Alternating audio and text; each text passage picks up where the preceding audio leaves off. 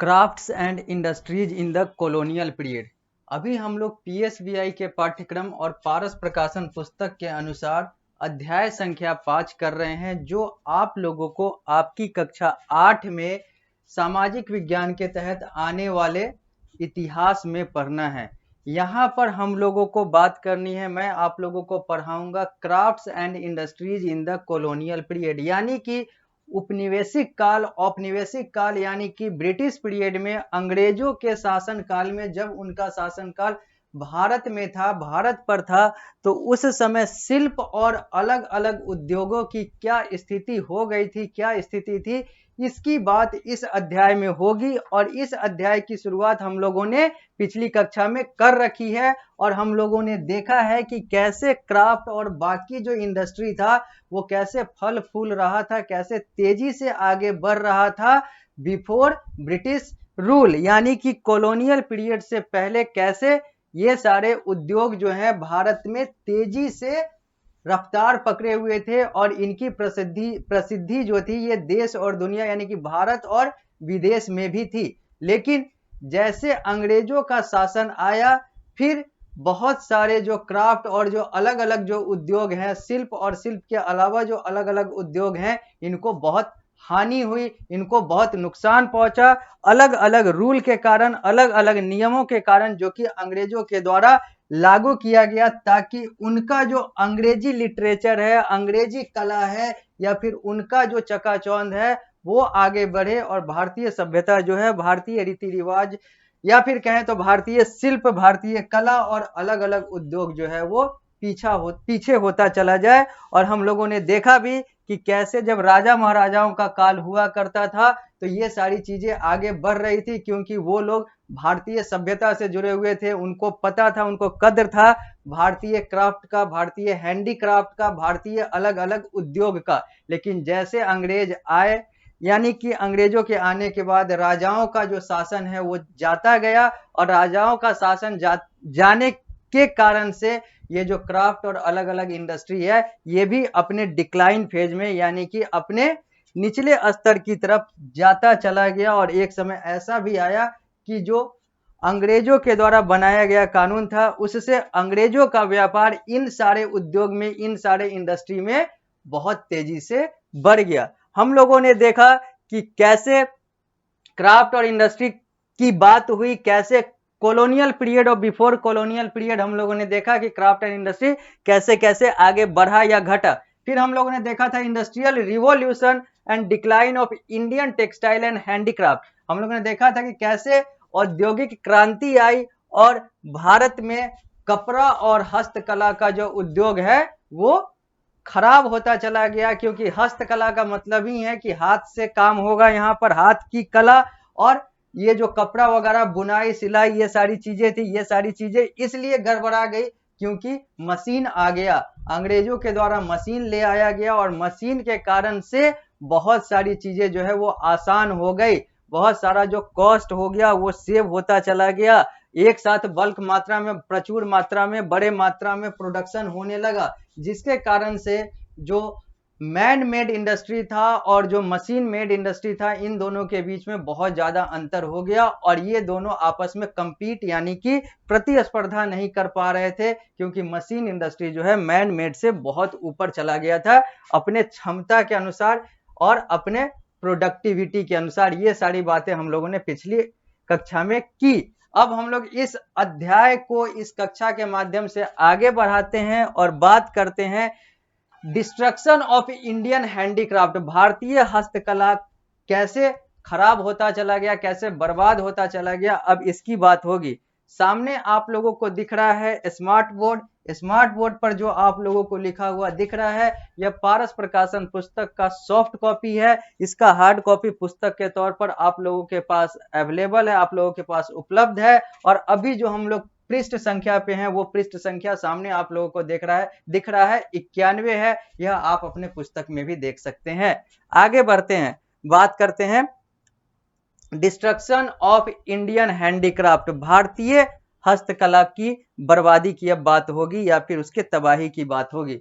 लिखा हुआ है the industrial revolution brought a revolution in cotton textile production in England. जो इंडस्ट्रियल रिवॉल्यूशन था, जो औद्योगिक क्रांति था, उससे इंग्लैंड में कॉटन टेक्सटाइल प्रोडक्शन यानी कि कपड़े का या फिर कहें तो सूती कपड़े का और अलग अलग जो कपड़े थे इन सब का प्रोडक्शन, इन सब के उत्पादन में क्रांति आ गई, यानी कि एक सकारात्मक क्रांति आ गई। Cotton cloth could be woven at a much faster speed and in huge quantity। Machine आने के बाद जो कॉटन क्लॉथ थे, जो सूत और बाकी जो अलग अलग जो कपड़े थे, वो बहुत तेजी से और बहुत बड़ी मात्रा में बहुत आसानी से वो बन रहे थे, उनका प्रोडक्शन हो रहा था। Indian textile were costlier as compared to machine made product. और जो भारतीय टेक्सटाइल था, भारतीय कपड़ा था, वो महंगा था क्योंकि वहां पर मशीन से बन रहा है, मशीन में लागत कम है, सेटअप कॉस्ट ज्यादा है, मशीन खरीदने में वहीं तक कॉस्टिंग है, उसके बाद जो आगे का जो कॉस्टिंग है, जो प्रोडक्शन कॉस्टिंग है, वो मशीन वाले में कम हो जाता है और हैंडमेड में ज्यादा रहता है। इसके कारण से जो भारतीय टेक्सटाइल था वो महंगा होता जा रहा था और वो लोग जो इंग्लैंड वाला जो टेक्सटाइल था या फिर जो मशीन मेड टेक्सटाइल था वो सस्ता हो रहा था, इसलिए लोगों का रुझान जो है उसकी तरफ ज्यादा जा रहा था। Moreover when Indian textile were sent to Britain a very heavy custom duty was imposed as to discourage their sale in Britain. अब बात यहीं तक नहीं रुकी, बात इसके आगे भी ये आती है कि तबाही तो हुई, मशीन आया, इंग्लैंड में मशीन आया, अंग्रेजों का शासन काल था, इंग्लैंड में मशीन आया, यंत्र आए, संयंत्र आए और बहुत सारी चीजें हो गई आसान, भारतीय कपड़े हो गए महंगे। अब भारतीय कपड़े को, भारतीय टेक्सटाइल इंडस्ट्री को न तो प्रसिद्धि मिल रही है, न तो वो आर्थिक शक्ति मिल पा रही है। लेकिन बात यहीं पर नहीं रुकती है, बात यहां पर अब और आगे बढ़ जाती है। जब ये कपड़े, ये भारतीय कपड़े जब विदेश जाया करते थे, यानी कि जब एक्सपोर्ट हुआ करते थे, जब ये कपड़े इंग्लैंड और इंग्लैंड जैसे देशों में जाया करते थे, बेसिकली इंग्लैंड की बात करते हैं, अगर ये इंग्लैंड जाया करता था तो वहां पर कस्टम ड्यूटी जो है वो इतना ज्यादा, यानी कि जो बॉर्डर पर जो एक्सचेंज वाला जो ड्यूटी है, कस्टम ड्यूटी क्या होता है, तो इसको आप सीधा समझ लें कि जब इंटरनेशनल बिजनेस होता है, जब अंतरराष्ट्रीय व्यापार होता है, तो जब बॉर्डर क्रॉस करने पर जो ड्यूटी, जो टैक्स जो इंपोज किया जाता है किसी भी प्रोडक्ट या सर्विसेज पर, उसी को कस्टम ड्यूटी कहते हैं। इसको और डिटेल में आप लोग इकोनॉमिक्स में पढ़ेंगे, यहां पर बस आप इतना समझ लें। तो वो जो बॉर्डर क्रॉस करने वाला जो कर था, जो टैक्स था, जो ड्यूटी था, यह बहुत ज्यादा बढ़ा दिया गया कपड़े पर, भारतीय कपड़े पर इंग्लैंड में जाने में, जिसके कारण से और ज्यादा मुश्किल हो गया भारतीय कपड़े को, भारतीय टेक्सटाइल इंडस्ट्री को आगे बढ़ने में या फिर कहें तो सरवाइव करने में, जीने में। अब हम लोग बढ़ते हैं, पृष्ठ संख्या 92 पर आ चुके हैं। यह एक मशीन है जो आप लोगों को सामने दिख रहा है पृष्ठ संख्या 92 पर, या आप अपने पुस्तक में भी देख सकते हैं। ये 18th सेंचुरी का एक मशीन है जहां पर एक व्यक्ति जो है वो मशीन का प्रयोग कर रहा है। आगे बढ़ते हैं। द रिजल्ट वाज, यहां पर लिखा हुआ है, the result was the place of Indian handmade cloth was taken by machine made cloth. कुछ मिसप्रिंट है, कुछ ग्रामेटिकल एरर है थोड़ा सा पुस्तक में, तो यहां पर आप इसको इग्नोर करें, नजरअंदाज करें। यहां पर यह लिखा हुआ है कि इसका परिणाम यह हुआ कि जो भारतीय हैंडमेड क्लॉथ था, यानी कि भारतीय हस्तकला वाले जो कपड़े थे, जो वस्त्र थे, अब वो रिप्लेस हो चुके, या फिर कहें तो अब उनका विकल्प आ चुका है मशीन मेड प्रोडक्ट, यानी कि लोग अब मशीन मेड प्रोडक्ट की तरफ चले गए हैंडमेड प्रोडक्ट की तुलना में, क्योंकि वो चीज उनको सस्ता और सुविधाजनक अनुसार, सुविधाजनक तौर पर मिल रहा है। आगे बढ़ते हैं। Consequences of this process was visible on Indian weaver, और इसके परिणाम भारतीय बुनकरों पर भी दिख रहा था। जैसे Indian weaver were out of work, इन लोगों का रोजगार चला गया। The weaver of Bengal were worst affected, जो बंगाल के जो बुनकर थे वो सबसे ज्यादा प्रभावित हुए नकारात्मक रूप से। Indian weaver start to starve, अब ये लोग जो हैं, जो इंडियन वेवर थे, ये जो भारतीय बुनकर थे, अब इन लोगों को दिक्कत हो गई, इन लोगों को जीवन यापन में दिक्कत हो गई, ये लोग भुखमरी और इन सारे चीजों से जूझने लगे। The craftsman had to leave their ancestral possession, many adopted farming and hence burdening the agriculture. बहुत सारे ऐसे जो क्राफ्टमैन यानी कि जो शिल्पकार थे, वो भी अपने जो पूर्वजों से चलता आ रहा उनका जो व्यापार था, व्यवसाय था, अब उसको भी वो छोड़ने को मजबूर हो गए, क्योंकि बहुत सारी समस्या जो हम लोगों ने बात की वो सारा कुछ उन लोगों के पास आ रहा था। तो पूर्वजों वाला जो प्रोफेशन था, एंसेस्ट्रल प्रोफेशन जो था, अब उसको वो छोड़कर एग्रीकल्चर यानी कि कृषि की तरफ जा रहे थे। और कृषि की तरफ जाने पर उन लोगों को उतना न तो आर्थिक फायदा हो रहा था और उल्टा कृषि पर भी बर्डन यानी कि भार बढ़ता जा रहा था। इंडियन मार्केट वाज रूइंड, भारतीय मार्केट जो है, भारतीय बाजार जो है वो बर्बाद हो गया।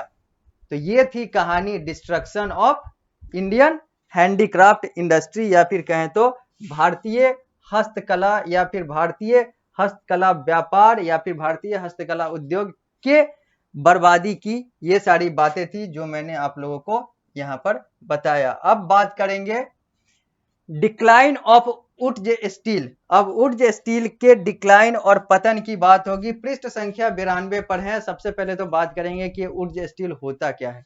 लिखा हुआ है, high quality steel called wootz was produced in South India. Wootz का मतलब होता है जो उच्च गुणवत्ता वाले जो स्टील होते हैं उसी को वुड्स कहते हैं। तो और ये जो वुड्स है, ये जो हाई क्वालिटी स्टील है, ये दक्षिण भारत में इसका प्रोडक्शन होता है, पैदावार होता है। Weapon specially the sword were made of would steel and were popular for its quality.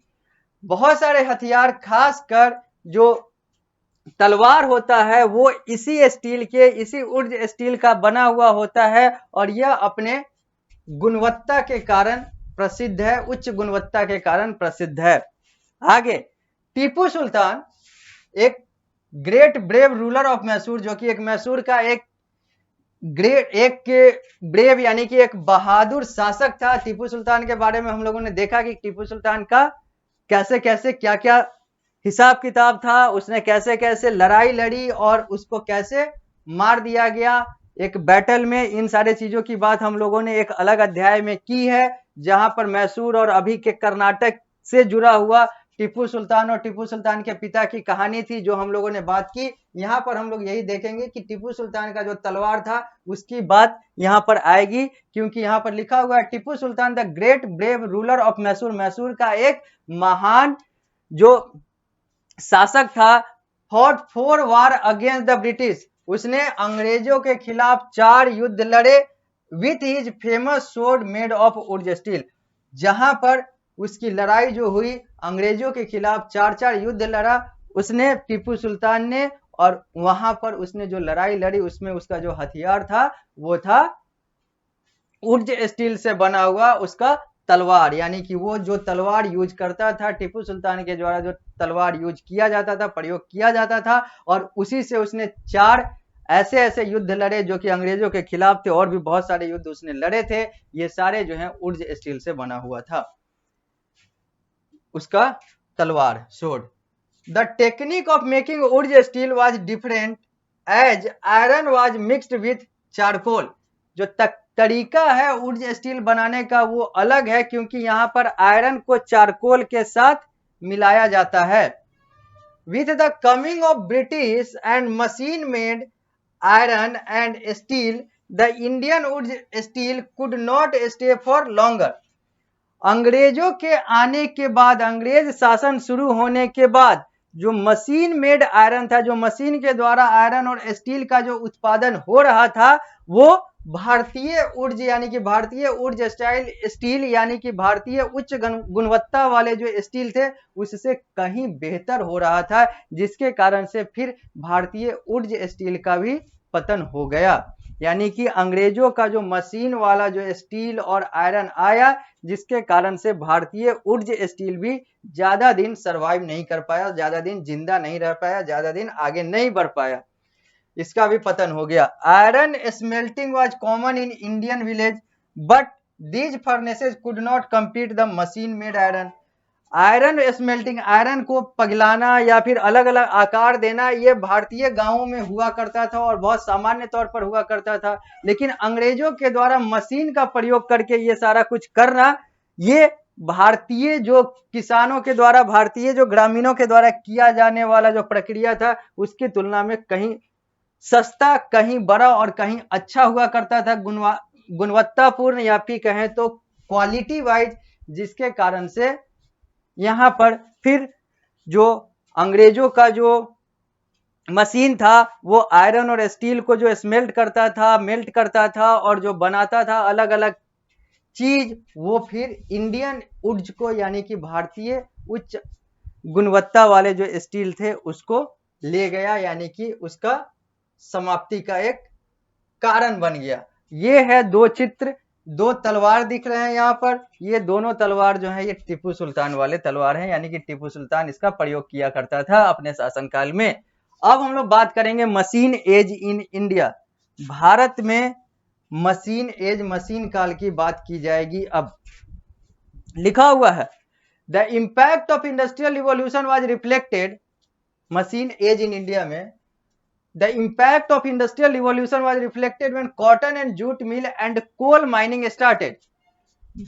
अगर हम बात करें इंडस्ट्रियल रिवॉल्यूशन की, अगर हम बात करें औद्योगिक क्रांति की, तो इसका असर, इसका प्रभाव तब दिखता है या फिर ये दिखता है जब कॉटन और जूट मिल और कोल माइनिंग जो है वो स्टार्ट होता है। यानी कि कॉटन, जूट मिल और जो कोल माइनिंग है, इन सारे चीजों में भी जब मशीन का प्रयोग होता है तो फिर पता चलता है कि इंडस्ट्रियल रिवॉल्यूशन का क्या व्यापक प्रभाव पड़ा। यह बड़े स्तर पर रिफ्लेक्ट होता है, बड़े स्तर पर दिखता है।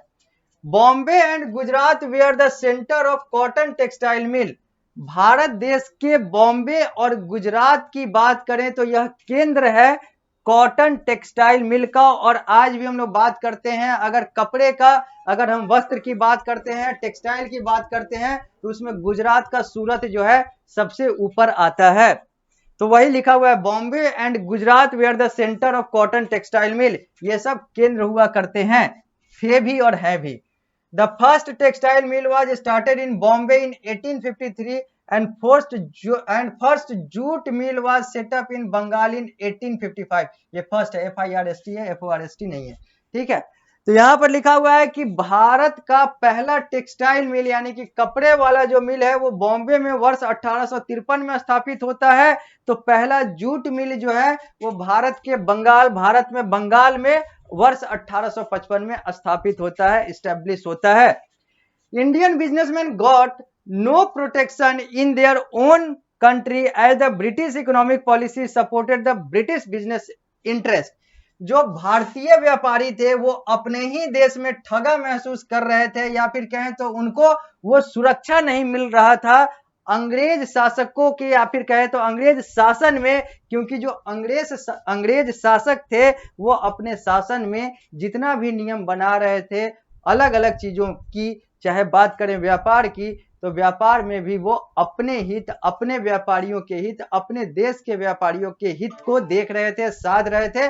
भारतीय व्यापारी जो है यहाँ पर भी इनको दिक्कत हो रहा था, शोषित हो रहे थे और ठगा महसूस कर रहे थे। अभी हम लोग रुकेंगे इस अध्याय को, इस कक्षा में यहीं पर रोकेंगे। अगली कक्षा में आएंगे, अगली कक्षा में मिलेंगे तो फिर इस अध्याय को यहीं से आगे बढ़ाएंगे।